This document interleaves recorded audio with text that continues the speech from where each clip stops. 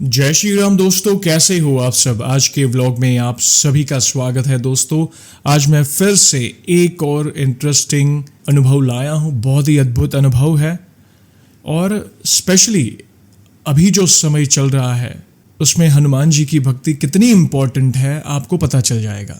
एक ऐसा अनुभव जिससे हमें पता चलता है कि किस हद तक कोई किसी का बुरा कर सकता है, लेकिन अगर आप हनुमान जी की शरण में हैं तो दुनिया की कोई बुराई आपका बाल भी बाका नहीं कर पाएगी। तो ध्यान से इस वीडियो को आखिर तक अवश्य देखिएगा बिना स्किप किए। वीडियो पसंद आए तो लाइक और शेयर करना ना भूलें। नए हो तो चैनल को सब्सक्राइब करें। जय श्री राम का नारा लगाकर बेल आइकॉन को अवश्य दबाएं ताकि आने वाले नए नए इंटरेस्टिंग व्लॉग्स हमारे फैमिली से जुड़े हो, Q&A वाले हो या फिर ऐसी प्रभु से जुड़ी कोई कथा क्यों ना हो, आप सबसे पहले देख सकें। दोस्तों, वीडियो में आगे बढ़ने से पहले जानते हैं पिछले व्लॉग में पूछे गए सवाल का सही उत्तर। सवाल था, बाल समय रवि भक्ष लियो तब तीनहु लोक भयो अंधियारो।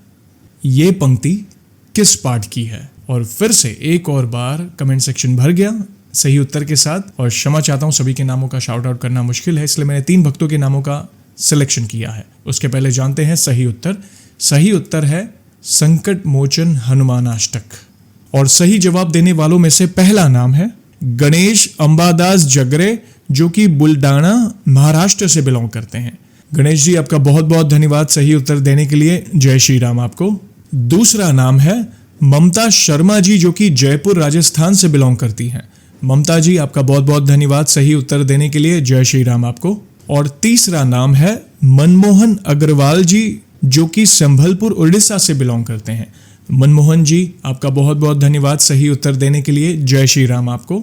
और आज का सवाल है, हनुमान बेड़ी मंदिर किस राज्य में स्थित है? सही उत्तर कमेंट में अवश्य दीजिएगा और सही उत्तर के साथ आप अपना पूरा नाम और किस जगह से बिलोंग करते हैं, यानी किस गांव के शहर से बिलोंग करते हैं, वो भी मेंशन करिएगा। दोस्तों, आइए जानते हैं आज के अनुभव को। मैं अपना नाम गुप्त रखना चाहता हूं। मैं जिंद हरियाणा का रहने वाला हूं।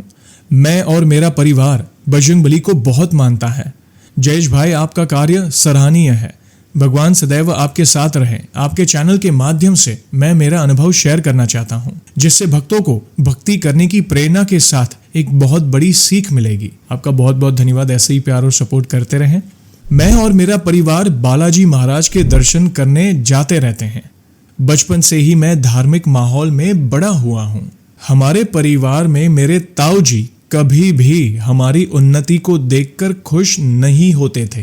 किसी घर में घर वाले ही दुश्मन बन जाए तो यकीन मानिए उससे बुरा कुछ नहीं हो सकता। ताऊ जी ने बचपन से ही हमारे ऊपर काला जादू करवाना शुरू कर दिया था।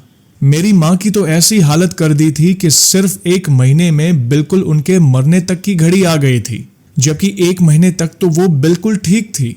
उनके सारे शरीर में असहनीय दर्द रहने लगा और मेरे परिवार के लिए किसी भूत प्रेत को देखना तो जैसे आम बात हो गई थी।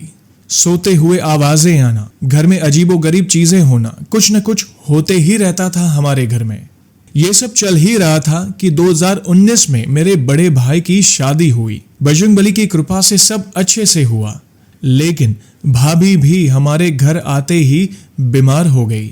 फिर कुछ समय बाद यानी 2020 में उन्होंने एक बेटे को जन्म दिया।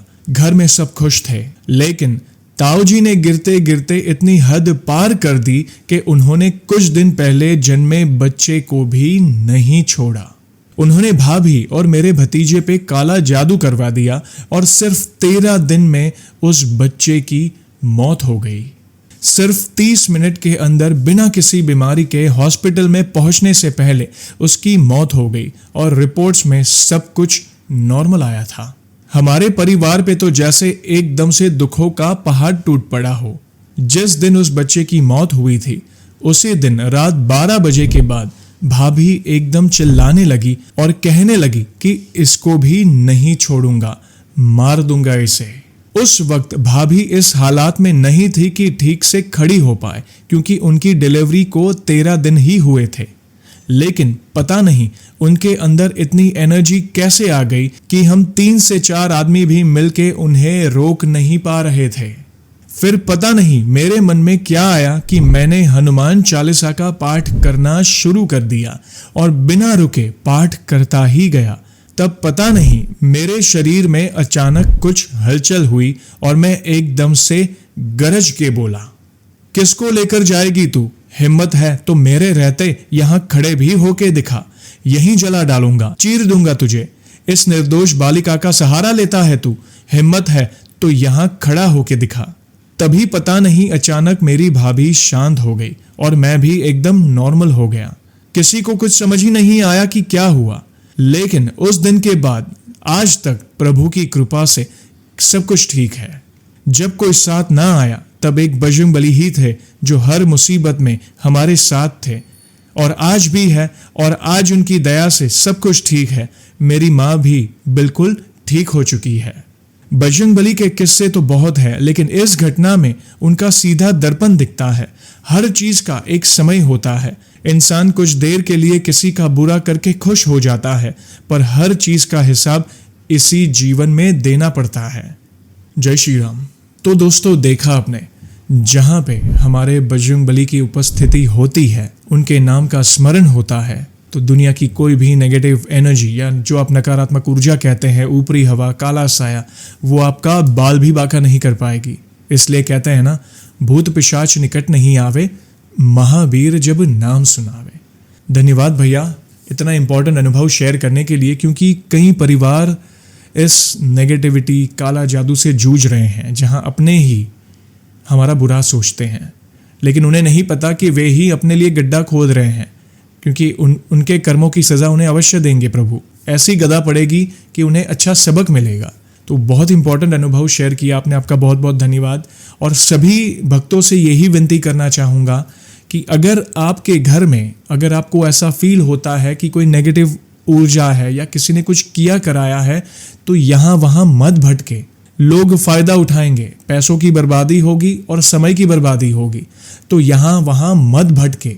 हमारे प्रभु से बड़ा कोई नहीं, और जब जीवन की डोर प्रभु के हाथ में दे देते हैं ना, तब संभालने वाले प्रभु है। आपने देखा, इसलिए मैं हर बार कहता हूँ, हनुमान चालीसा का पाठ अवश्य करें। इन भक्त ने क्या किया? कुछ नहीं, एक सरल भक्ति ही, सच्चे दिल से चालीसा का पूरे विश्वास से पाठ किया, और देखा आपने, आप कह सकते हैं कि प्रभु ने या उनके दूतों ने उनके मुख से बुलवाया और वो नेगेटिव एनर्जी दुम दबाकर भाग गई। तो हर घर में हनुमान चालीसा का पाठ होना बहुत ज़रूरी है इस कलयुग के बुरे प्रभाव से बचने के लिए। तो आप भी अवश्य करिएगा। और दोस्तों, आप सभी को तो पता ही है कि व्लॉग को हम ऐसे ही एंड नहीं करेंगे। प्रभु के नाम का गुणगान जो करना है, आज भी मैं बहुत ही प्रसिद्ध पंक्तियां लाया हूं, आप भी मेरे साथ गाइएगा। तो बोलिए, सियावर रामचंद्र की जय, पवन सुत हनुमान की जय। जम्बू द्वीपे भरत खंडे आर्यावर्ते भारत वर्षे एक नगरी है विख्यात अयोध्या नाम की। यही जन्म भूमि है परम पूज्य श्री राम की।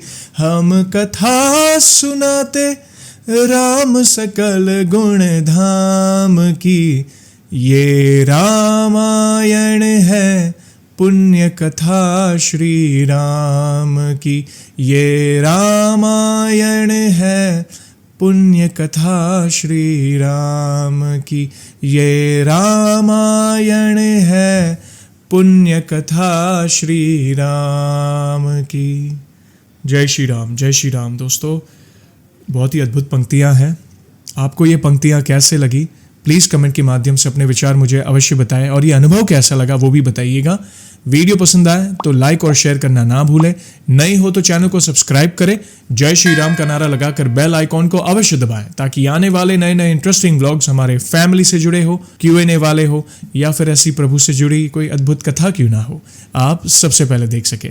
और जल्दी लौटूंगा मैं एक और इंटरेस्टिंग व्लॉग के साथ। तब तक जय श्री राम, जय हनुमान।